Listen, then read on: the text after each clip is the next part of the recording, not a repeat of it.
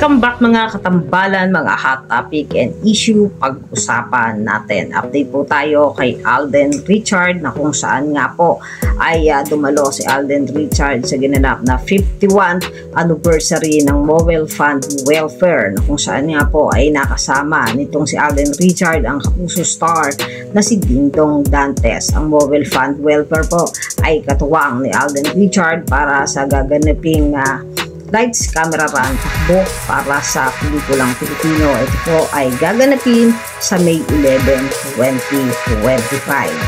Talang kanina naman po ay nag-update nga itong si Alden Richard sa kanyang social media account ng kanilang morning run. Ito po ay rutina ni Alden Richard ang pagtakbo.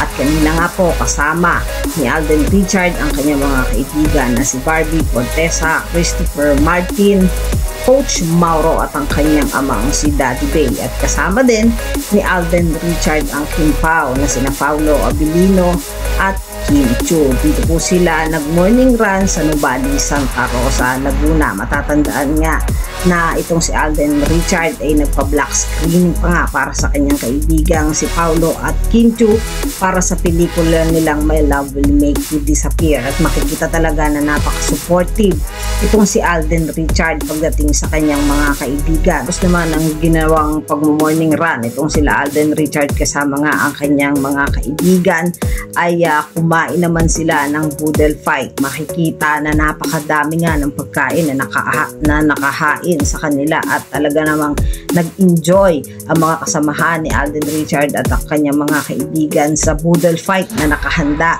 para sa kanila. Yan yung mga update natin ngayon kay Alden Richard. Kayo mga katambalan, ano ang masasabi nyo? Mag-comment lang sa comment section at pag-usapan natin. Yan ang mga hot topic and issue dito lamang sa Tambalan JK.